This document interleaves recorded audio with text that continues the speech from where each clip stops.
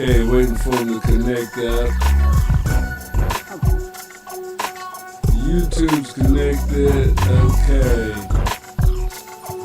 Facebook is connected. So, here we go.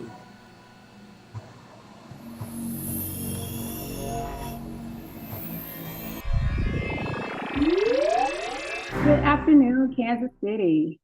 It is so good to see you again on this wonderful Sunday afternoon. I missed you guys last week. I guess I'm about to tell my age, but I had the great pleasure of attending my 30-year high school. It's hard to say, but my 30-year high school graduation, our reunion. I got together with a few of my friends and ended up going home down south last weekend. So we missed the show on the previous Sunday, but I had a great time, and I appreciate all of you guys for emailing me about the conversation that we had a few weeks ago and just checking up and seeing how everything was going. It kind of makes me feel really good to know that you guys miss me when I'm not here.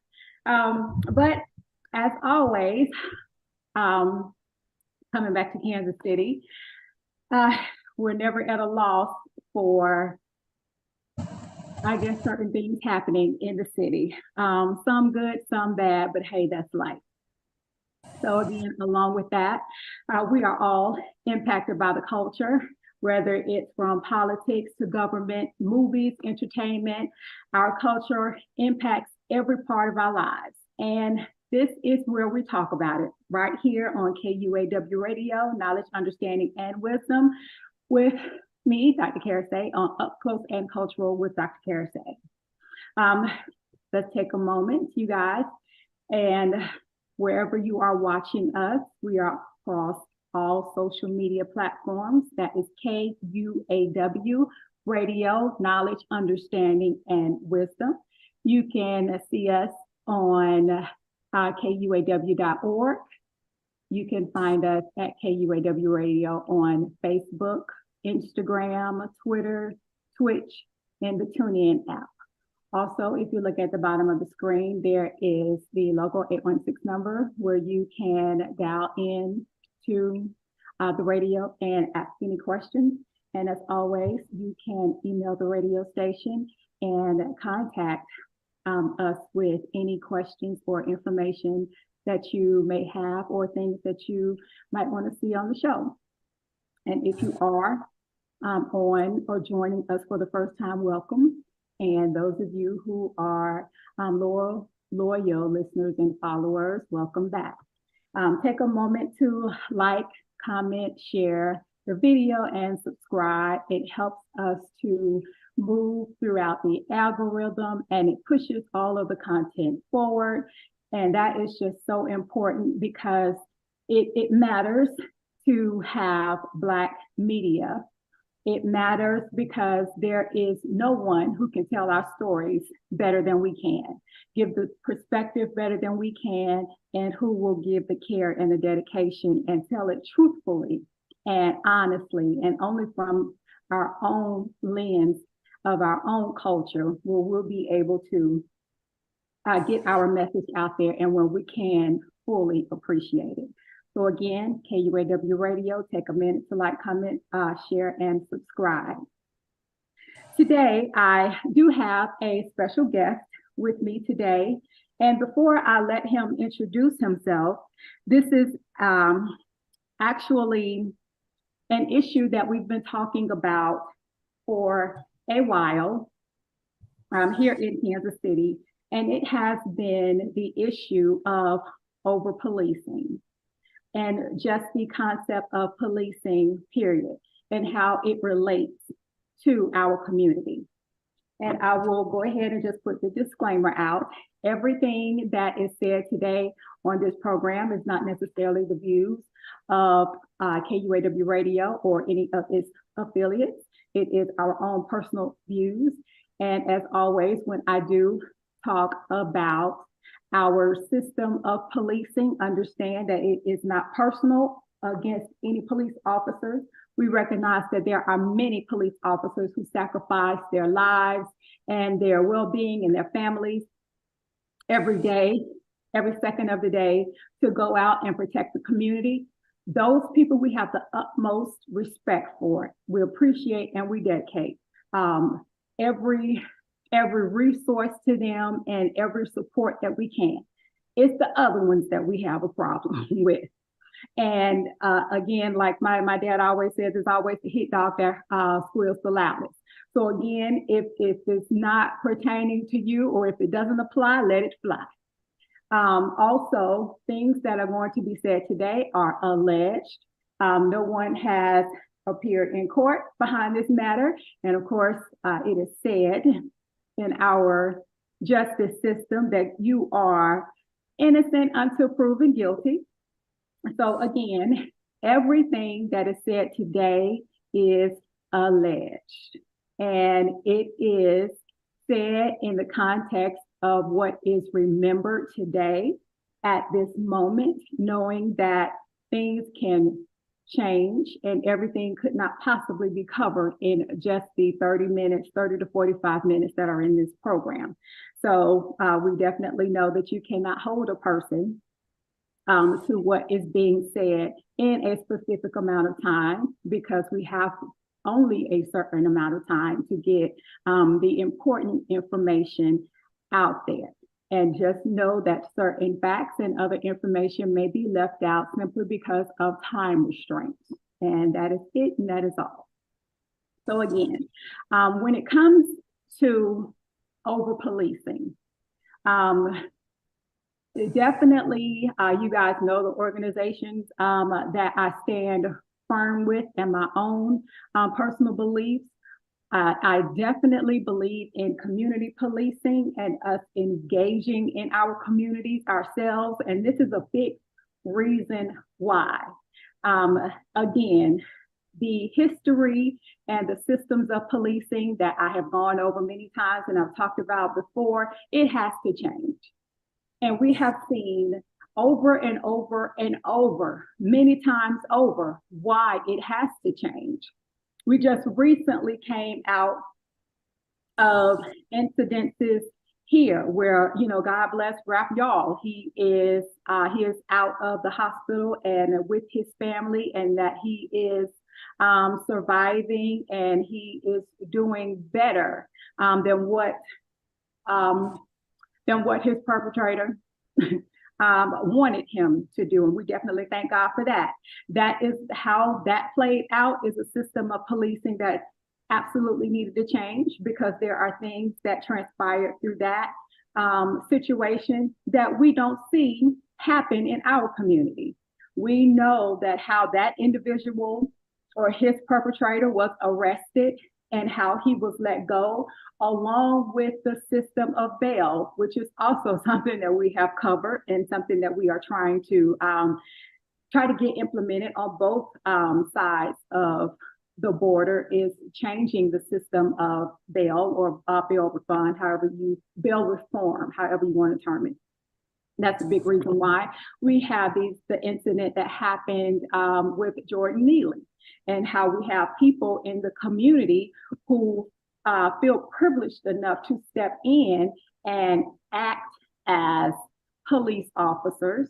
And that in and of itself is dangerous because, again, back to that term of over-policing. There are things that the police just should not do. There are things that the police are charged to do that they should not do. There are things that the police are charged to do that they are not qualified to do. There are things that the police are charged to do that they cannot handle, be it mentally or physically, and that they have been held accountable for in other situations, but there is not any further accountability behind that. Not in every state.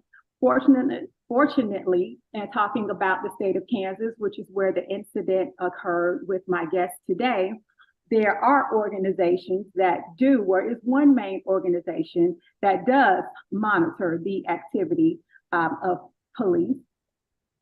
And we will put that information out. I mean, that's public knowledge, but we'll get to that as well. And also, I know you guys, if you remember, knowing that myself and members of the Defender, we are also working on a platform of our own, because as you know, we just don't wait for the powers that be, as they are called, to do these things for us. We have been calling for legislation and for rules or ordinances, whatever the case may be, to come about where or that will actually list and make public knowledge of and have easy access to the discretions or the illegal activities or the write-ups, whatever you may call it, of those police officers who just clearly don't need to be on the force anymore, or who have committed acts that are questionable and that the community certainly needs to know about. Now, whatever that looks like within the police force, then of course there has to be a conversation about where they need to go or where they need to be, because we recognize that everything is not career ending. However, certain things are. Certain things are not only career ending, but they should be freedom ending as far as I'm concerned. And especially when it comes to someone losing their life, and also when it comes to you overstepping your boundaries and the job description that you have, where it hurts or harms someone physically. Now that I understand that may be on a case-by-case basis, but today, again, with everything being alleged, and I am saying this as I believe it, these are my opinions and my views, and I stand on them. With the things and the information that I have as of today, I certainly believe that this is one of those instances. And with that being said, without going into too detail right now, also addressing one other issue when we talked about over policing. The point being is that these things happen all across the country. And again, we talk about how officers are often called out to all different types of emergencies. Sometimes there are mental health emergencies where there need to be mental health clinicians who are there, such as myself, to provide support, or who should just be there, period, to handle the situation. Definitely the police can be there as a backup. And even in the police defense, even speaking to the police officers that I know, many of them don't want to be in that position and would prefer for a mental health clinician to handle it because they simply are not qualified. Yes, they will be there to handle the issues that they are qualified to handle, but it's very unfair to ask someone to act in a capacity in which they are not trained to do so. And then they are asked to be held accountable for whatever happens beyond that. And that in and of itself is really unfair to the police officers to handle those things. And then when you also have issues such as simple as a traffic stop, people should not be dying because they have a broken tail light. Our brothers and sisters should not be afraid that they are going to lose their life because they have run out of gas on the side of a road, and the police or highway patrol or whatever it is in your city or state who are charged with coming to help you are going to first run your background before they offer any kind of aid or help and see anything about you before they render that aid or help. When all you need is gas. And it ends up being a whole thing that you don't even make it home to work, or make it home or make it to work. And that in and of itself needs to change. And so coming back to our guest today, there was an issue that happened, and I'm just going to call it an issue right now. I have a few choice words for it, but we're on the radio. We're a family friendly program, so we watch our language around here. But and I am, I am smiling about it, bringing only levity to the situation because I it's not easy. It is not easy going through a situation such as the one that my guest today went through. And it is one thing to see it on TV. It is one thing to constantly see it on TV and to be at home or be behind a screen or see it on social media being played over and over again, whether you shared the video or seen it on other platforms, and then get angry about it because you've seen it. And it's okay to get upset about something and want to do something about it. We understand that passion. We want that passion because we want you to get involved with how to make change. But it's another thing to actually be that person. It's another thing to be that person who has gone through such a traumatic event at the hands of someone, again, in the community who is charged with serving and protecting our best interests. But it turns out that it is that very person who has violated that trust and that best interest. And so with that being said, I will let my guest introduce himself, and we will get into what occurred just this a few days ago. And I would like to welcome you, and I will let you go ahead and introduce yourself, and I will let you start to kind of tell what happened. And of course, I will, ask questions and give you some feedback on some things, but I want you to be able to tell your story the way you want us to hear it before someone else does it for you. Yeah. Mhm. Well, my name is Dayton Borsouth. And the night the incident occurred, I had just went to Walmart to help my uncle jumpstart his car, and it was taking a minute. So I was like, I'm gonna go in and grab me some food, and I bought a pizza for $5. And as I'm walking past this officer, I notice he's mean mugging me. So I look down, and then I look back up at him, and he's still mean mugging me. And I walked past him, and he says, "Got your receipt?" And I said, "Yes." And I kept walking. And then I see in the reflections of the Walmart glass doors, the officers at almost a full sprint chasing me. And then I just shake my head no and say, "You don't have the right to chase me or detain me. I haven't committed a crime. I bought what I'm walking out of the store with." And then he cornered me up, pinned me by the claw machine in the brick wall, and was asking if I had stolen it. And I was like, "No, the receipt's in my pocket. I'm not obligated to show you." And he was like, "Okay, put your hands behind your back," and like trying to handcuff me. And I was like, "You don't have the right to detain me. I haven't committed a crime." And then he said, "Do I need to call reinforcements?" And I said, "Yes, please, so that they'll know that I'm right." And then that's where he continued to wrestle me to the floor and roll around with me for a little bit of time. And then the other officers showed up, and it really hurt. When the other officers showed up, I thought that there was like a sign of hope. Like I seen the other officer, and I said, and you can see this in the video, I said, "Can you tell him to read this receipt?" Because I had been telling him to read it, saying, "Here's the receipt, here's the receipt," and he was ignoring me. And then I thought that officer was going to be there to help me, and he had jumped on to me as well and put his knee on my neck and threatened to break my nose if I didn't put my hands behind my back. And when I did put my hands behind my back after he said that, I had given up right there and stopped resisting completely.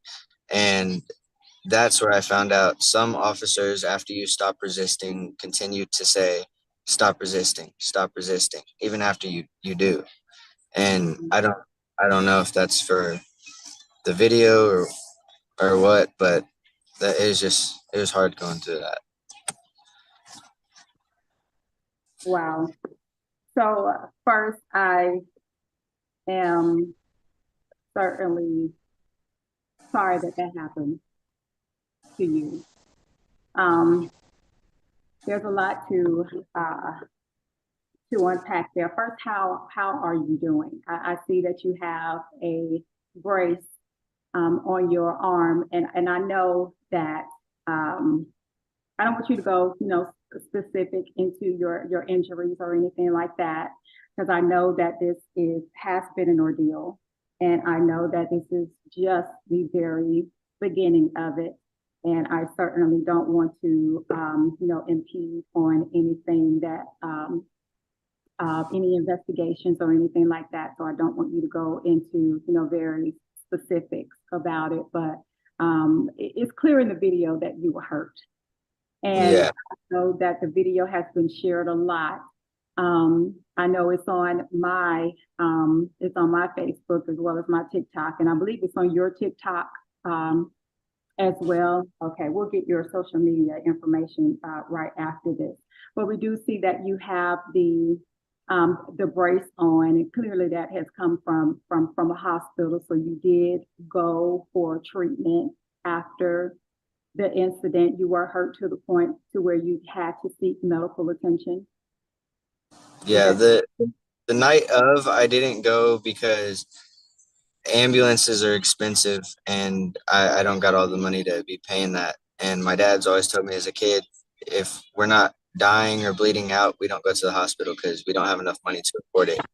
And the next morning, I woke up Friday morning and for work, and I tried to push myself up off the bed, and my right arm just like I collapsed because it couldn't hold the weight of my body.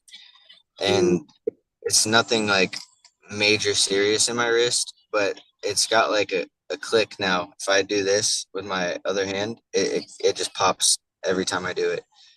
Right. All right. Well, I'm sure that even just watching the video, that's one thing about trauma and injuries. It was a lot. It's like you were laying on that floor and fighting for your life, because we've seen that scenario too many times before. It was just a few years ago where we were out in the street protesting with what happened with our brother George Floyd and the knee in his back. And here we are seeing you like that as well. I know it terrified me seeing that. So I can only imagine the adrenaline that was pumping in your body and the stress and everything that was released, and all of your flight or fight senses were just going off everywhere. So I can understand the a lot of the injuries or the trauma and the pain not hitting you until the next day. That's common. It happens a lot. It hits you hard and it hits you fast. But I'm glad that you were able to get to the hospital and seek care. I saw them twisting your arm. I saw your head hitting the floor. I'm sure you have a whole host of injuries. But let's go back.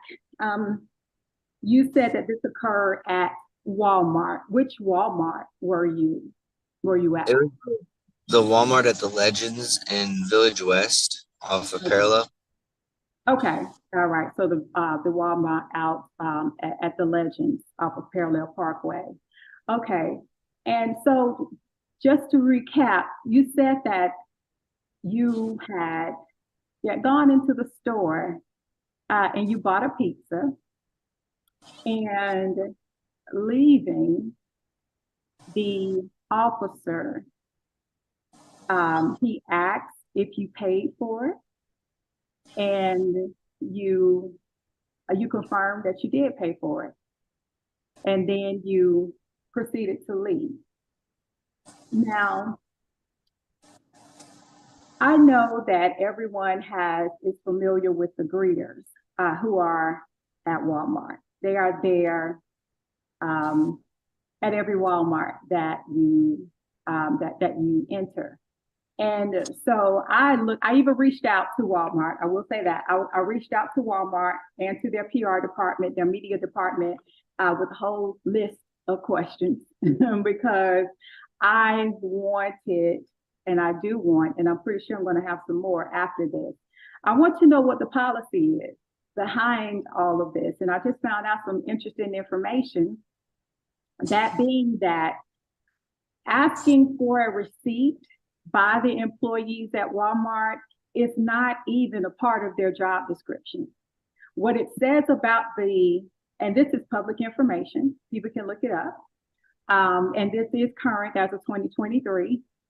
And so what I found out is that it's not even a part of their job description. The door greeters in the handbook, it says that they have a myriad of duties. They can do anything from janitorial duties to stocking, we're just in the front, and just a plethora of duties, okay? But I got specific with the people that I did get a chance to talk to, even though I don't have a formal statement. But to even ask for the receipt, it's not even a part of their job. I learned that came about in trying to get a handle on shoplifting. And then even when that happens, when there is a suspicion of shoplifting, that Walmart, that they are not supposed to accost you, definitely the way that it happened with you, that's not supposed to happen. Okay, what they are supposed to do is call the police. And then they are, what, of course, there's supposed to be a conversation, just as you asked about what the issue was. They're supposed to tell you that they suspect you of shoplifting. And it would have been as simple as just looking at your receipt, which you repeatedly vocalized and verbalized throughout this entire ordeal, that the receipt was in your pocket. And many times you obliged and said that you wanted to give it to him in the middle of him just assaulting you. And all of that is completely out of protocol with Walmart's policy.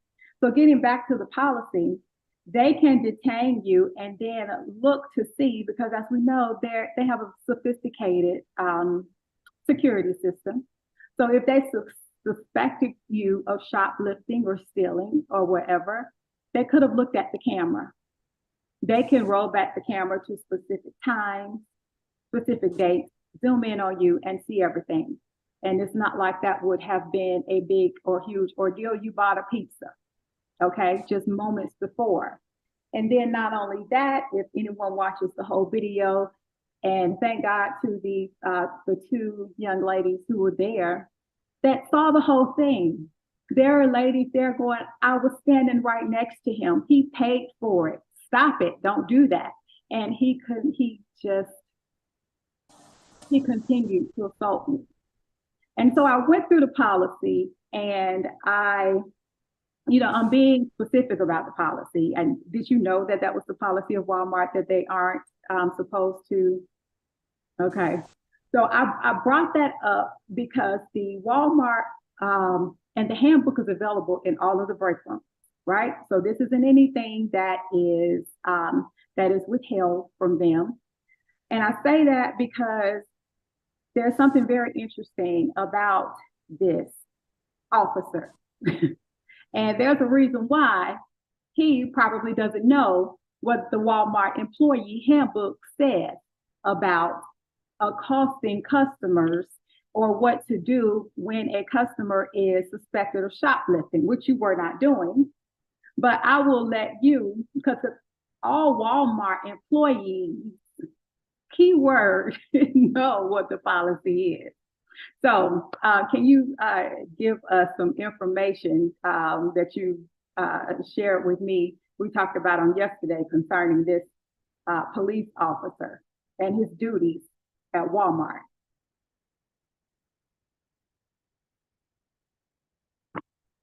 Did you freeze?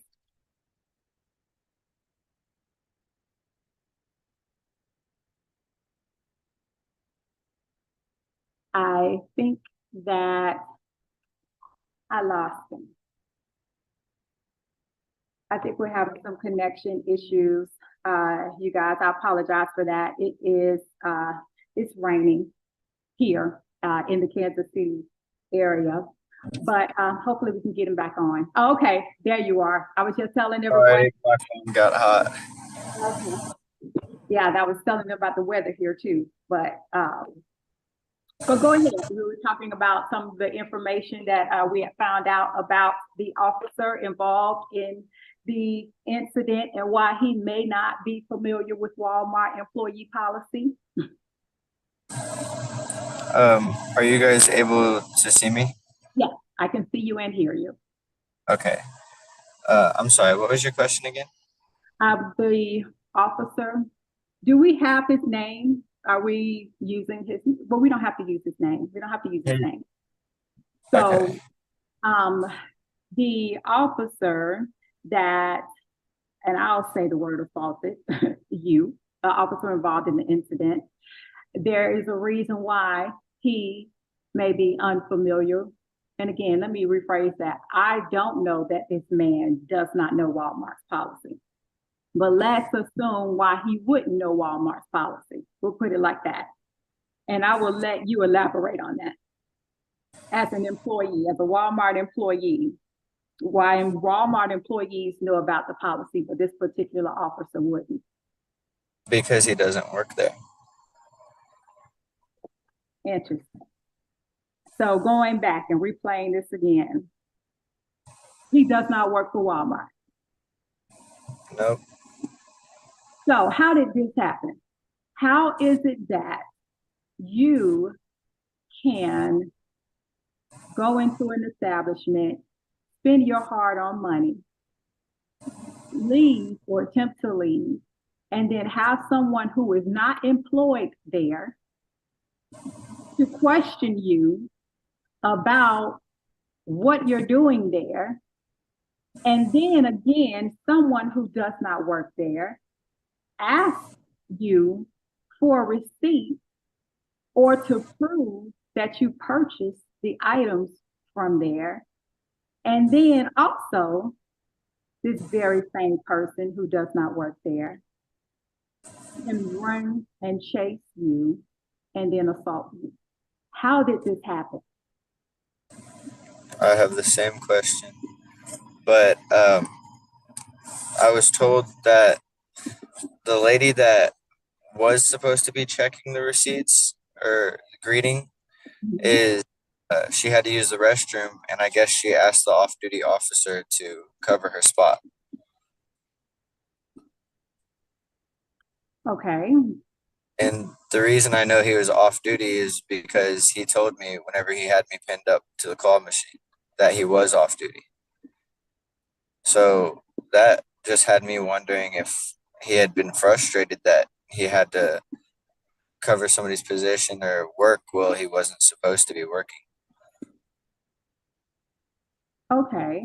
So, because that's interesting. Because another thing that I found out in speaking with Walmart management, again, they have not given a formal statement. This is in speaking with Walmart management and seeing their handbook.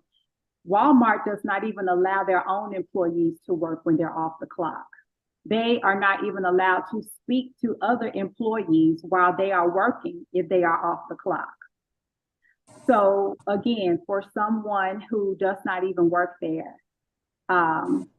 then to have, well, going back to someone who does not work there, that's enough right there for me. I'll get into the other part in a second. How is it that the door greeter who just goes to take a restroom break, how is it that she can ask an off-duty police officer who does not work for Walmart to do her job? Yeah. And why did he say yes? I wouldn't even know. Okay, so how did he get to tell you that he was an off-duty police officer in the middle of him pinning you against the wall? Because I saw you guys are over, if you watch the video, you're over by that machine, that claw machine that grabs the stuffed toys. how did that conversation start? How does he start attacking you and then saying, I'm an off-duty police officer? It was random. He just said I'm off duty, and it's like it wasn't even a part of what we was talking about. He just said I'm off duty. Like we was talking about the receipt. I told him, I said, I have the receipt. It's in my pocket. I'm just not obligated to show you. And he had told me he's off duty, and if he needed to call reinforcements. And I was like, yes, please. Oh, wow. So even before he was already in the middle of assaulting and attacking you against the wall. So even Yeah. before he took you down to the ground, he had the opportunity to just let you go, or even to put his hand in your pocket and allow you to show the receipt.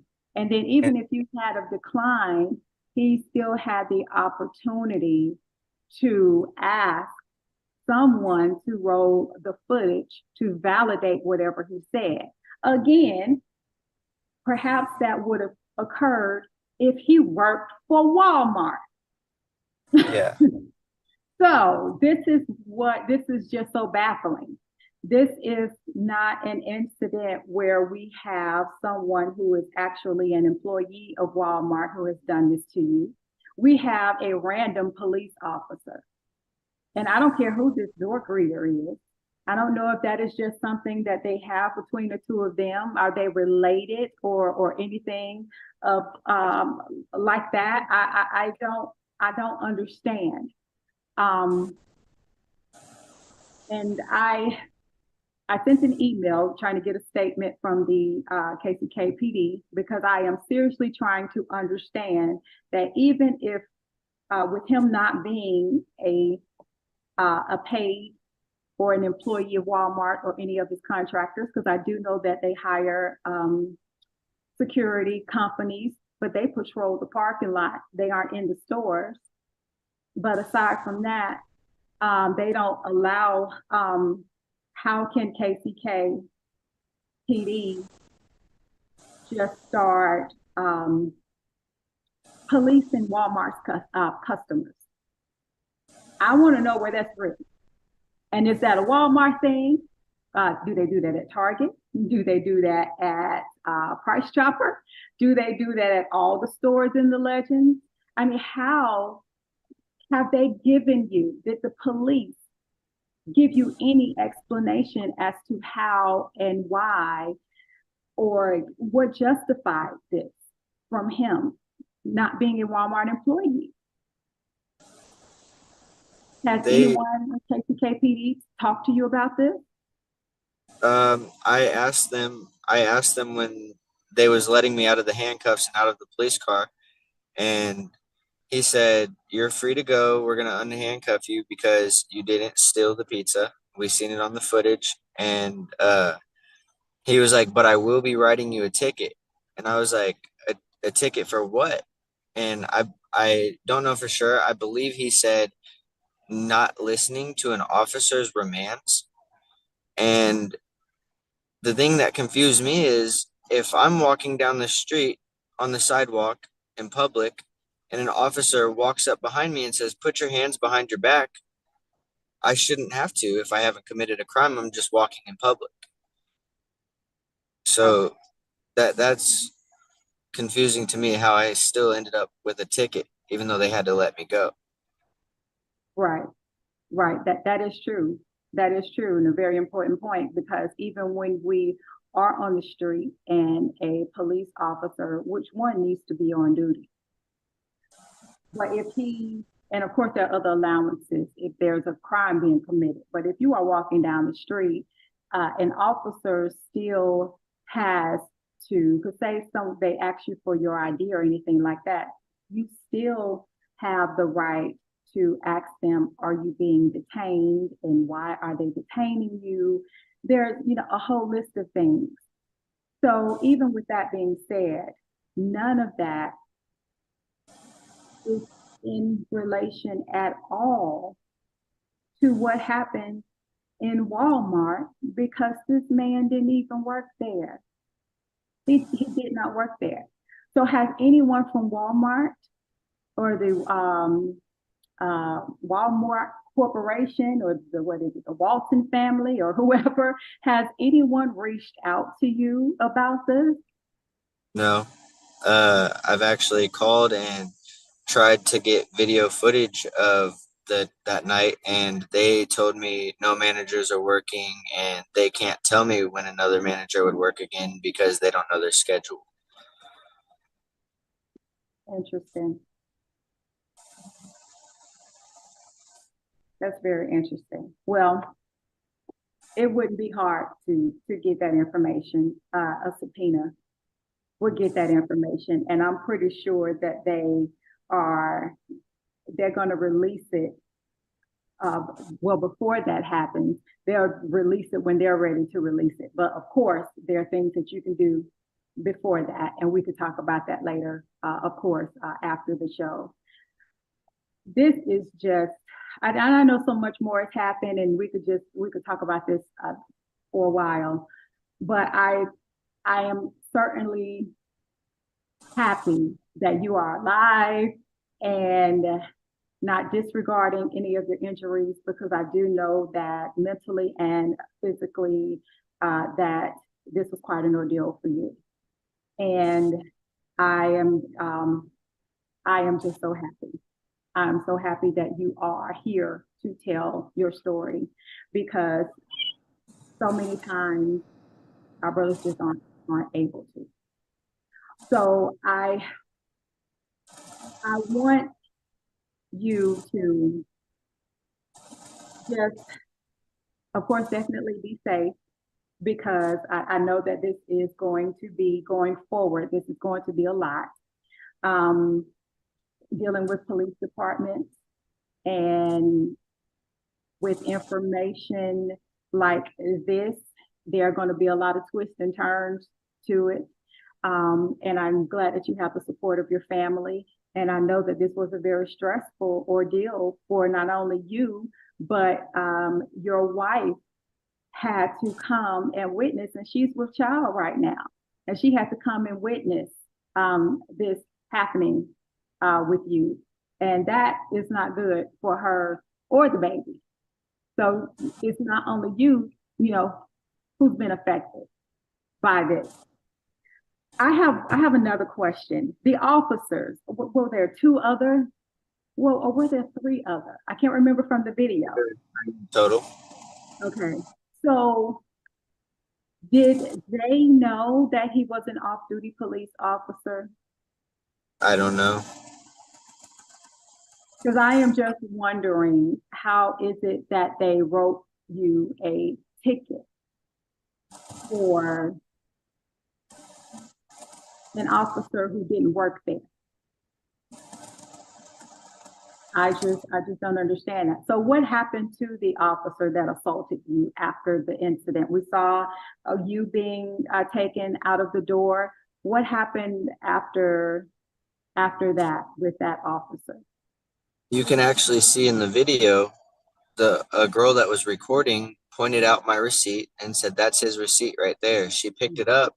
The officer who started the incident took it from her, walked over into the corner where he had me pinned up, and started reading it by himself. I think that's where he realized this dude didn't do anything. And then he ended up, after that, leaving on a stretcher, which confuses me because he's twice my size. I did not swing at him.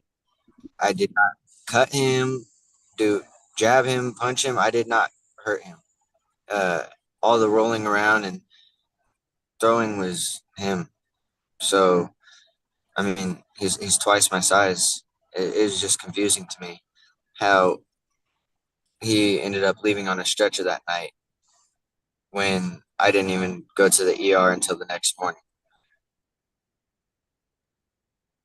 I saw that. I saw, and I was so hoping that someone would have picked that receipt up, because I didn't want something to happen to it, But I did see him pick it up and read it. And then I believe he handed it off to another officer who actually went and spoke to the young ladies who actually saw the entire incident. So that is on the video as well. I'll post links to where people can go and watch the video because I want people to call. I want people to make complaints because our families shop there, our children shop there, our loved ones are in and out that store every day. And if these things happen to you, it can happen to all of us. And then finding out that it's not even Walmart's policy for it to happen in the first place, then it goes and happens with someone who does not even work in Walmart. That's very concerning and disturbing because now do we now have to be worried about being attacked in Walmart by off-duty police officers? Is that the message that Walmart is now putting out to us now, that we are not even safe in Walmart? Because at any point, your employee can decide that they want an off-duty police officer or any police officer at all who has no affiliation or who does not work there to just have free reign to do whatever they want to do to the customers who are there. And I hope that that is not the case. So again, Mr. Barasoff, I'm so sorry that that happened to you. I know you have a lot going on now and going forward, and we will certainly be working with you to make sure that justice is served in your case and making sure that we get as many answers for you as possible. Can you let our audience and the community know where they can find the video, or if someone wants to reach you? I don't know, because I know you have your injuries. Has anyone set up a GoFundMe or anything like that where they can reach out to you and help you and your family? I'm fine on a GoFundMe. I don't need nobody's money. But if anybody wants to reach me, they can contact me through my Facebook, Dayton Lee, Lee, or through my phone number, 816-708-9026. Okay. And I will text me your Facebook, and then I will post everything to our social media platforms. Do you have any last words or any parting words that you want to say to our audience before I let you go? Just be safe, be careful where you go and what you do, because I was just going to get my family dinner, and I that caught me off guard. Wow. Well, thank you so much for joining us this afternoon, and I hope that you enjoy the rest of your evening, and we will do what we can to support you and your family as you go through this. And we're here. Again, we hate that it happened to you, but well, not but definitely we are happy that you are here to tell your story. So again, thank you. And also, I hope that your wife and your baby and the rest of your family are doing well also. So thank you for joining us, and I will talk to you soon. Thank you. Mhm. Okay, everyone, thank you so much for joining me today on Up Close and Culture with Dr. Parasay. It has been, that was a story, and it is one that unfortunately we have to keep hearing over and over and over again. Again, if you want to support Mr. Barasoff, I will be linking his information in the description box across all of the social media platforms. And I want you to give support and love and everything to this family as they go forward through this ordeal. Feel free to contact us here at the station as well if you have any other questions, comments, or concerns. And until then, I will see you on the third Sunday. So be well.